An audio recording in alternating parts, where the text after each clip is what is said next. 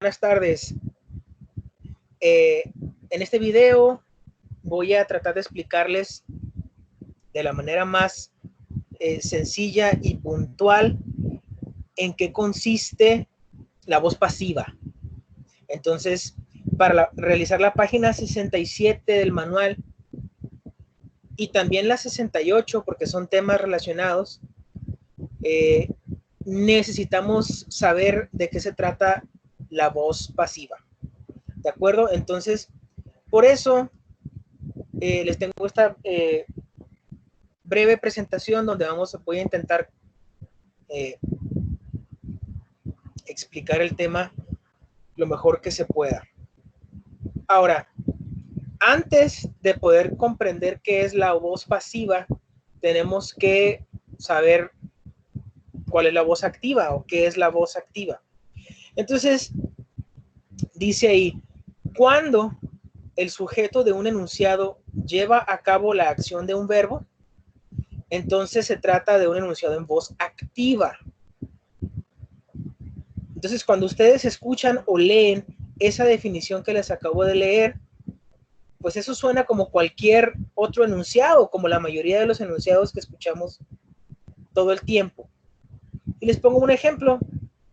Dice, the gardener mows the grass every Monday. The gardener mows the grass every Monday. Dice, el jardinero corta el césped todos los lunes. Ahora, en inglés, muchachos, cuando se trata específicamente de cortar el césped, o el pasto, o el zacate, como le quieran llamar, en inglés hay un verbo específico para ello, es el verbo mow, M-O-W, mow. En el caso de mi enunciado que puse ahí como ejemplo, lleva el verbo S al final porque está en presente simple. El enunciado que está ahí está en voz activa en presente simple. Y en el presente simple, el verbo para la tercera persona del singular debe de llevar S o ES al final. En este caso, cuando nuestro sujeto es the gardener, el jardinero, the gardener es la tercera persona del singular.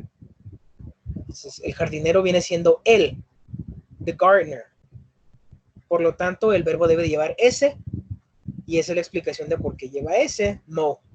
Es mows. The gardener mows the grass every Monday. Ahora, en el ejemplo, muchachos, el sujeto del enunciado, que es the gardener, lleva a cabo la acción del verbo que es mow. Es decir, ¿quién es el que está cortando el césped?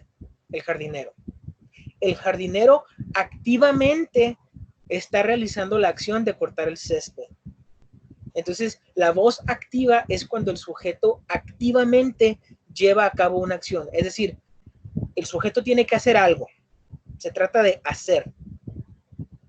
Y como dice ahí al final, en el caso de la voz activa, el énfasis o la atención en el enunciado está en el sujeto y no tanto en el objeto o el verbo.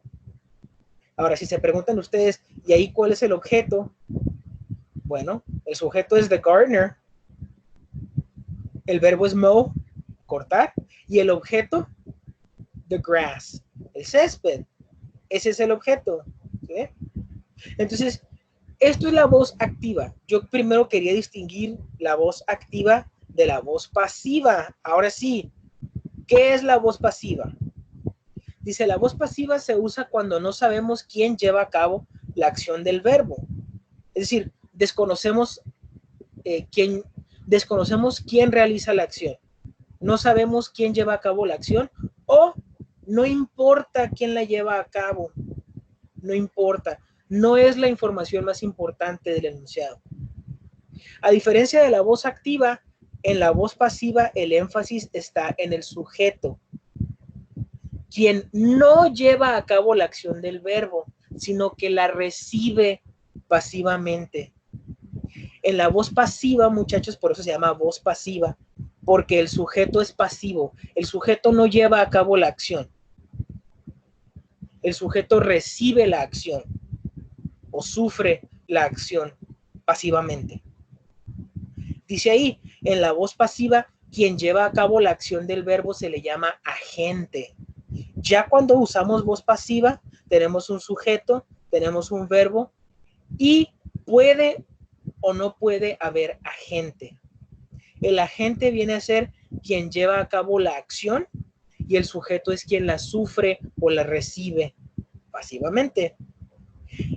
Ejemplo, estoy usando, fíjense bien, el mismo enunciado, el mismo ejemplo que usamos para explicar la voz activa, pero ahora está escrito en voz pasiva. Y aunque dice lo mismo, el énfasis del enunciado es distinto y obviamente el orden es distinto. Ahora dice, the grass is mowed by the gardener every Monday. The grass is mowed by the gardener every Monday. El césped es cortado por el jardinero todos los lunes. Esa es la voz pasiva, muchachos. El sujeto en este enunciado es el césped. Y el césped no lleva a cabo la acción. La acción de cortar la lleva a cabo el agente. En este caso, el agente es el jardinero, the gardener. Dice, en el ejemplo, el enfoque del enunciado está en el sujeto, el césped, y no en el agente, el jardinero. Esto quiere decir que en la voz pasiva, muchachos, lo importante no es el agente, no es quien lleva a cabo la acción. Nosotros queremos darle atención, queremos hacer énfasis en el sujeto que recibe la acción. En este caso, el césped. Además, dice, el verbo se encuentra conjugado en pasado participio. Mowed. Ahí en ese caso el verbo mow, que es cortar el césped, termina en ed.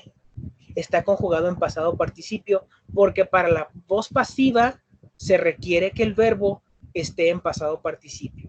Y ahora ustedes se pueden preguntar, bueno, ¿y yo cómo sé cuál es el pasado participio de un verbo? Se investiga, muchachos, en las clases de inglés, cuando se trata de verbos, los verbos se aprenden de memoria. Hay listados de verbos. Ustedes los pueden encontrar fácilmente en el internet. Listados de verbos en inglés regulares, irregulares, en infinitivo, en pasado o pretérito, como le quieran llamar, y pasado participio, que es la conjugación que se requiere aquí en este ejemplo. Además, el agente está indicado por la preposición by, que significa por en español. Como ahí que dice, the grass is mowed by the gardener. La preposición by nos va a indicar quién es el agente. El jardinero. ¿Por quién fue cortado el césped? Por el jardinero. By the gardener. Ahora, ¿cómo se forma el presente simple en voz pasiva? Porque la página 67 requiere que ustedes usen voz pasiva en presente simple. Entonces les hice yo este cuadrito con el mismo ejemplo que acabamos de ver hace un momento. Entonces, la estructura de la voz pasiva en presente simple es la siguiente. Primero, el enunciado comienza por un sujeto, que en nuestro ejemplo es the grass, el césped. Seguido de el verbo be, muchachos, en presente simple. ¿Y cuáles son las tres conjugaciones del verbo be en presente simple? Am, para la primera persona, I am. Is, para la tercera persona, he is, she is o it is. Y are, para you y todos los plurales. You are, we are, they are. Entonces, tu sujeto determina cuál es la forma del verbo be de estas tres que ustedes van a utilizar. The grass, el césped, es un objeto. Y para los objetos les corresponde la tercera persona, it. El pronombre it. Entonces sería the grass is. No puede ser the grass am ni the grass are. Después del verbo be conjugado de manera correcta, debe de seguir el verbo en pasado participio. El verbo mow en pasado participio es mowed, con ed al final, con ed. Y luego, en caso de que haya agente, en caso de que sepamos quién es el agente, Entonces va a ir seguido el verbo en participio por la preposición by para indicar el agente y finalmente el agente, ¿sí? La persona o el objeto que lleva a cabo la acción. Ese es el agente. En este caso, the gardener, el jardinero. De tal manera que el enunciado queda, the grass is mowed by the gardener. Aquí ya no les puse la expresión de tiempo para no hacer el cuadro demasiado extenso. Ahora, quise poner esto al final, este ejemplo al final como una aclaración, muchachos. Y se recuerda que en la voz pasiva el agente no es importante y en muchas ocasiones incluso no lo conocemos. Por ejemplo, dice mi enunciado, thousands of tons of medications are consumed every year. Ese enunciado está en voz pasiva, en presente simple, en voz pasiva. Fíjense el sujeto, todo lo que incluye. Thousands of tons of medications. El sujeto es de lo que estamos hablando. Dice, miles de toneladas de medicamento. Eso es thousands of tons of medications. Seguido por el verbo be, que en este caso es are. ¿Por qué? Porque los medicamentos es un plural. Son los medicamentos. Entonces, a medications le corresponde la conjugación del verbo be, are, y luego el verbo consume en pasado participio, pues es consumed con D al final. Miles de toneladas de medicamentos son consumidas cada año, every year. En este caso, muchachos, no nos dice quién consume las toneladas de medicamentos. Es decir, no sabemos quién es el agente. El enunciado no nos lo dice. Pero no lo necesitamos porque no es importante. De hecho, en el caso del ejemplo, el agente está sobreentendido. ¿Quiénes van a consumir los medicamentos? Pues las personas, ni modo que quién, ¿no? Entonces, ahí está esa parte, muchachos. Aquí está lo de la voz pasiva en presente simple. En el caso de la página 67, en realidad, la parte compleja es resolver el ejercicio B. ¿Por qué?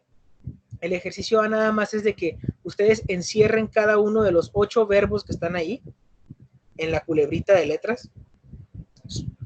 Son 8 verbos. Y luego dice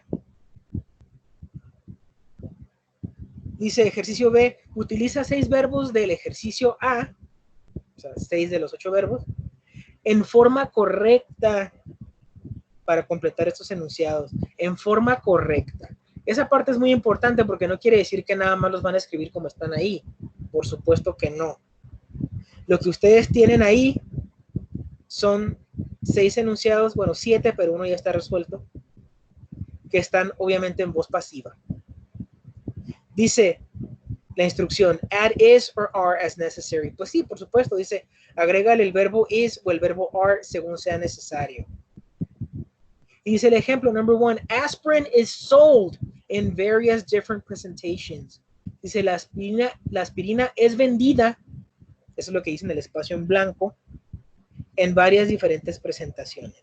Entonces, ahí hay que completar esos enunciados con los verbos del ejercicio A en forma correcta, o se hace en voz pasiva, y el ejercicio C nada más nos describe cómo se hace la pasta de dientes. Ahí se describe un proceso, muchachos, pero es un ejercicio en realidad de vocabulario, porque ustedes nada más van a completar los espacios en blanco con la palabra correcta de las que se encuentran ahí en el recuadro.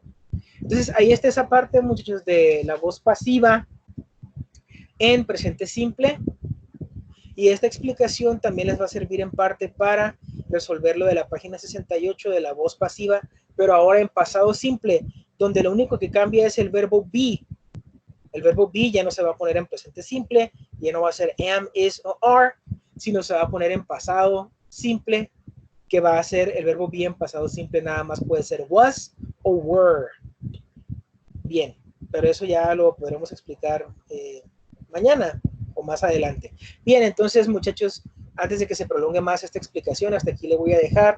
Espero que les haya servido de algo. Y si hay dudas o comentarios, recuerden hacérmelos llegar por el chat. Entonces, que tengan excelente día, muchachos. Gracias.